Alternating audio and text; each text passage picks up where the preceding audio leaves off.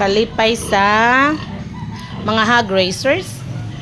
Kanang makita nimo imong mga alaga nga mga healthy.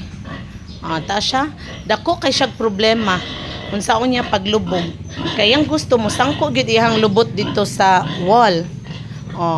Mo nang akong gialihan din ha kay 2 months pregnant na baya siya para maanad siya nga niyahang lubot jud na isampak dito kay kung mga anak siya unsaon na lang ihang anak di mamatay na ihang mga baktin mapiit. So mo nang akong gialihan diha. Mo na akong nabisihan karon. Unya mo na dako ka siyang problema kay ang gusto masangko jud ang lubot dito.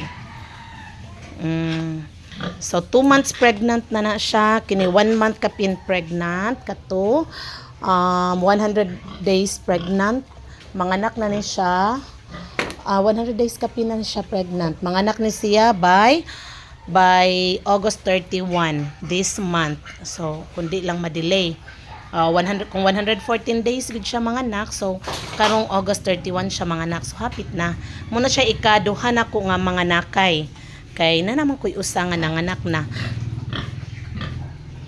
Okay, introducing my first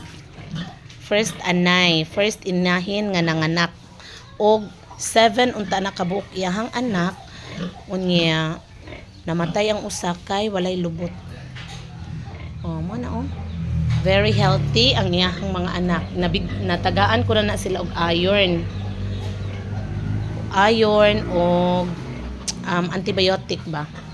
Natagaan na ako sila og antibiotic pag first day pa lang. Unya kagahapon ika third day nila gitagaan ako sila og iron. So karon ika 4 days na. By 7 days, ika 7th day nila tagaan na sad nako sila og anti-pneumonia vaccine. So ako jud ning kumpletohon. Na ako'y lista unsa akong ihatag nila. So di na nako nakuha sa mga vloggers rapod. So salamat kaayo sa mga vloggers kay nakahatag jud mo nako idea ug unsaon nako ni pag-alaga akong mga baboy kay first time ni nako nga nag-alaga og mga inahin. Wa pa jud nako ang anga upat pagid ni sila kabuok. Kalami sa iyang tulog itong ukaon. Alam niyo. Hoy, tingtutoy na oy. Nagtutoy na uban nimong mga sisteraka og brotherhood. Hello may inahin unya. Karon di ay ika 4th day, maayo na siya dako na siya kaon. So katong first day wala siya pakana, pag second day gamay ra jud kaayo. Tagsa kahakop, di pa hapit niya makaon na. Sige, lakaw na kay tingtutoy na, nasira ka katog. Una sila, unom ra sila kabuok ang buhi. Prebuyag mga abdi kaayo. Unya daghan sa gatas ang inahan. Di sila mag-ilog kay 14 kabuok ang dede sa mama. 14 to 4 10, 12, 14 lagi. 14 kabuok ang dede sa mama unya. Sila unom ra sila kabuok magtutoy. Katong namatay dako baya to.